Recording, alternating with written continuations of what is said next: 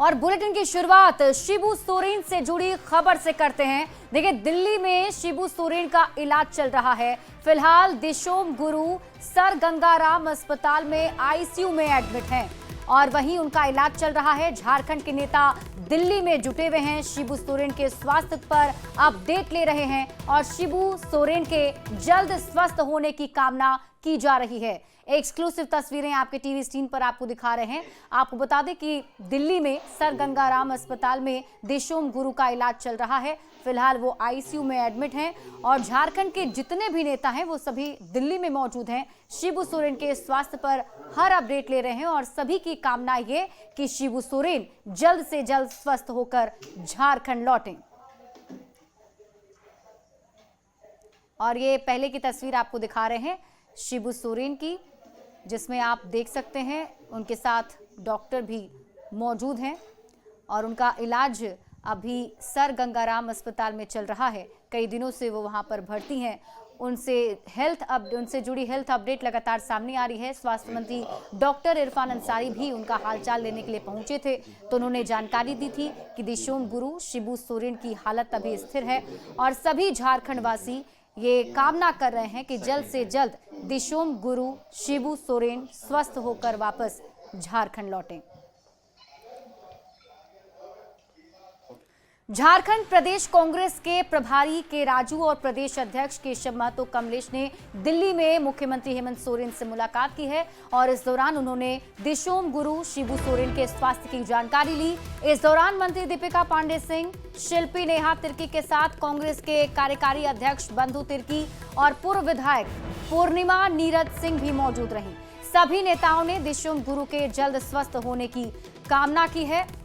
तस्वीरें आपके TV screen पर आपको दिखा रहे हैं। आपको बता दें कि झारखंड के मुख्यमंत्री हेमंत सोरेन भी दिल्ली में मौजूद हैं और उन्हीं से मुलाकात करने के लिए आज झारखंड कांग्रेस के प्रदेश प्रभारी पहुंचे थे, प्रदेश अध्यक्ष पहुंचे थे और कांग्रेस नेता शिल्पी नेहा तिर्की के साथ कांग्रेस के कार्यकारी अध्यक्ष बंधु तिर्की भी मौजूद रहे और सभी नेताओं ने दिशोम गुरु के जल्द स्वस्थ होने की कामना की है। तो झारखंड के कई नेता दिल्ली में मौजूद हैं और शिबू सोरेन के स्वास्थ्य पर लगातार नजर बनाए हुए हैं। स्वास्थ्य मंत्री इरफान अंसारी ने जानकारी दी है कि शिबू सोरेन की हालत बेहतर है और सभी ने दिशोम गुरु के जल्द ही स्वस्थ होने की कामना की है।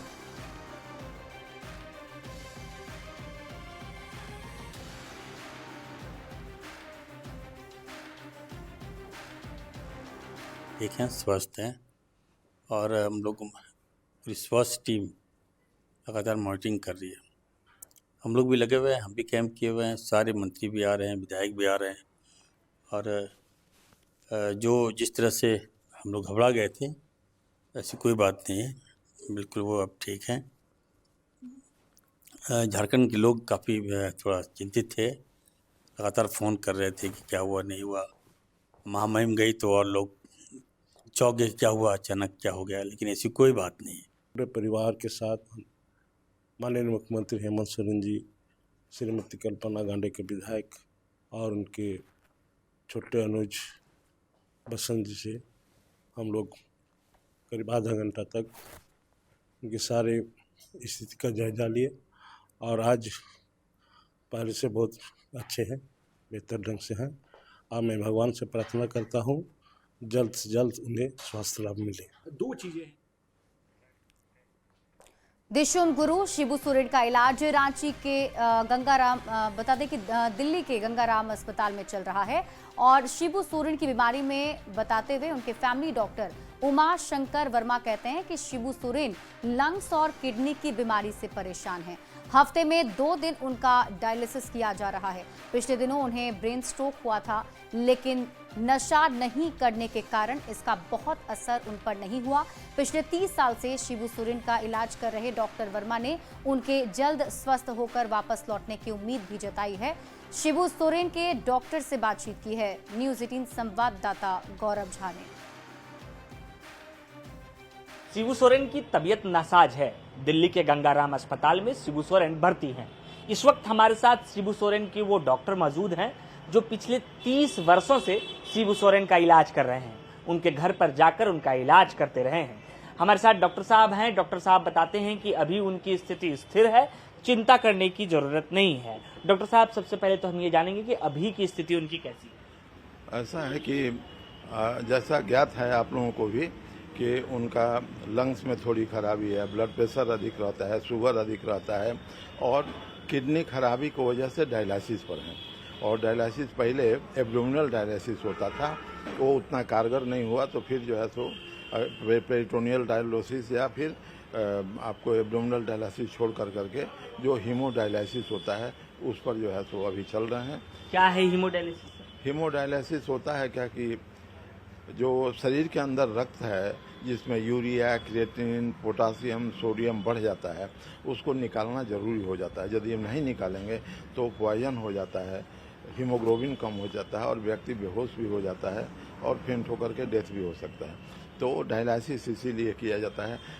उम्र के अनुसार ब्रेन की जो सेल्स है वो कमज़ोर पड़ने लगता है, जितना फंक्शन करना चाहिए उतना नहीं कर पा रहा है, जिसके वजह से गुरुजी का याददाश्त थोड़ी कम हो गई है, सुनने की क्षमता जो है तो थोड़ी कम हो गई है, जोर से बोलना पड़ता है, पर सुधार हो रहा है। अभी वहाँ पर गंगाराम में धीरे धीरे सुधार हो रहा है। आप कितने वर्षों से उनका इलाज करते रहे? हम लोग तो बहुत वर्षों से, 30 वर्ष हो गया, और अभी जो है तो 3-4 बार जो सीरियस हुए तो मुझे ही बुलाया गया। तो अभी की जो उनकी स्थिति है, ऐसे में क्या कब तक सुधार होने की गुंजाइश आम लोग कर सकते हैं? डॉक्टर पे हम लोग होप करते हैं, ईश्वर से प्रार्थना भी है कि 2-4 दिन के अंदर हम लोग अच्छी सूचनाएं, समाचार जो है सो मिलेगी, और अच्छे जो है सो अस्पताल में हैं, इसीलिए जो है सो जरूर जो है सो अच्छी हम लोगों को सूचना मिलेगी। बिल्कुल, हमारे साथ शिबू सोरेन के वो पारिवारिक डॉक्टर हैं जो उनका लगातार पिछले 30 वर्षों से इलाज करते आ रहे हैं। इन्होंने कहा कि पहले भी उनके साथ कई तरह की परेशानी हुई थी जिससे वो निकल पाए हैं, और उम्मीद है कि इस बार भी जब उनका इलाज चल रहा है तो जल्द से जल्द वो लौट कर रांची आएंगे। कैमरा पर्सन संजीव तिवारी के साथ गौरव झा, न्यूज 18 रांची। और खबर आपको सिमडेगा से बताते हैं। सिमडेगा में स्वास्थ्य व्यवस्था बदहाल है। सड़क के अभाव में एम्बुलेंस पीड़ित के घर तक नहीं पहुंच पा रही। इसका नतीजा है कि परिवार के लोग मरीज को खाट पर लादकर कई किलोमीटर तक चलकर एम्बुलेंस तक पहुंचने को मजबूर हैं। ऐसे में स्वास्थ्य सेवा में बेहतरी के स्वास्थ्य मंत्री के दावे पर गंभीर सवाल उठ रहे हैं। पूरी खबर देखिए इस रिपोर्ट में। खाट से नहीं उठ रहा हेल्थ सिस्टम, सड़क के अभाव में नहीं पहुंची एम्बुलेंस, खाट पर लाद कर ले गई मरीज।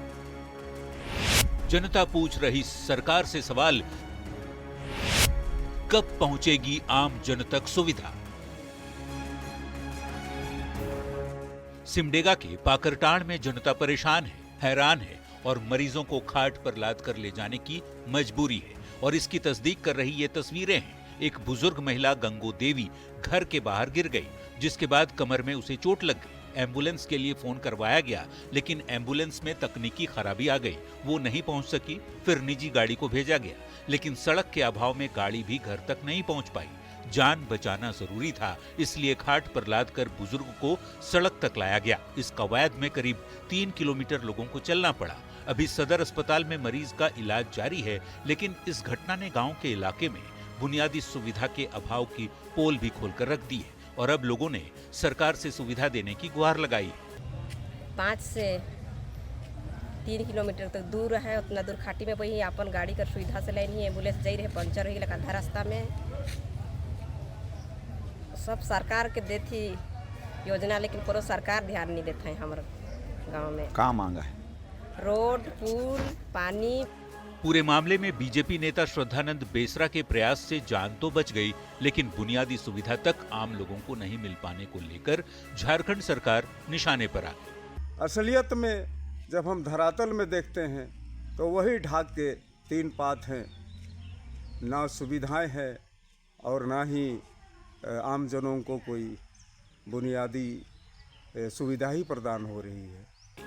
स्वास्थ्य मंत्री इरफान अंसारी ने एम्बुलेंस के साथ स्वास्थ्य की हर सुविधा आम जनता तक पहुंचाने का वादा किया है। स्वास्थ्य सेवा की हालत सुधरने का वे दावा भी करते हैं, लेकिन सिमडेगा से आई ये तस्वीर उनके दावों पर बड़ा सवालिया निशान जरूर लगा रहा है। जब तक धरातल पर काम नहीं होगा, सारे दावे हवा हवाई ही साबित होंगे और खाट पर लदे मरीज की तस्वीर ऐसे ही आती रहेगी।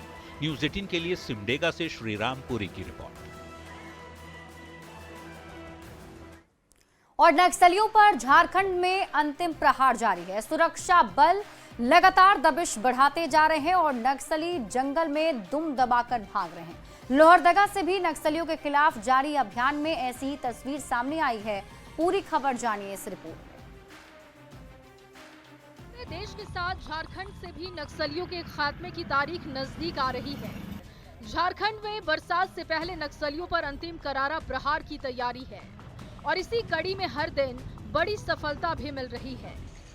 लोहरदगा में जेजेएमपी नक्सलियों पर सुरक्षा बलों ने दबिश दी। पेशरार थाना के हरकट्ठा जंगल के पास प्रतिबंधित संगठन जेजेएमपी का सुप्रीमो रविंद्र यादव अपने दस्ते के साथ घूम रहा था। बड़ी घटना को अंजाम देने से पहले ही सुरक्षा बलों को इसकी जानकारी मिल गई, जिसके बाद नक्सलियों पर नकेल कसी गई। सर्च ऑपरेशन के दौरान सुरक्षा बलों को भारी पड़ता देख नक्सली जंगल से फरार हो गए। बताया जा रहा है कि लोहरदगा एसपी सादिक अनवर रिजवी को गुप्त सूचना मिली थी कि प्रतिबंधित नक्सली संगठन जेजेएमपी के सुप्रीमो रविंद्र यादव अपने दस्ते के साथ लोहरदगा जिला के पेशरार थाना क्षेत्र के जंगल में भ्रमण कर रहे। इसी को लेकर पुलिस ने टीम बनाकर नक्सलियों का पीछा किया। वहीं पुलिस को देख नक्सलियों ने गोलीबारी कर वहीं जवाबी कार्रवाई जब पुलिस ने किया तो नक्सली जंगल का फायदा उठाकर जंगल की ओर भाग निकले। पुलिस ने सर्च अभियान के दौरान 51 कारतूस, 5 खोखा, SLR का magazine pouch, 5 Android phone, 3 keyboard phone, walkie talkie और नक्सली पर्चा सहित कई सामान जब्त किए। फिलहाल पूरे जंगल में नक्सलियों की तलाश में सर्च ऑपरेशन जारी है और उम्मीद की जा रही है कि जल्द ही कोई बड़ी सफलता भी मिलेगी। पुलिस जेजेएमपी और पीएलएफआई नक्सलियों के खिलाफ भी अभियान लगातार तेज कर दी है। अब देखना आगे होगा कि लोहरदगा पुलिस को जेजेएमपी नक्सली संगठन के खिलाफ क्या क्या और सफलता मिलती है। आकाश साहू, न्यूज 18 लोहरदगा। और इसी के साथ इस बुलेटिन में अभी के लिए बस इतना ही। आप देखते रहिए न्यूज 18 बिहार झारखंड।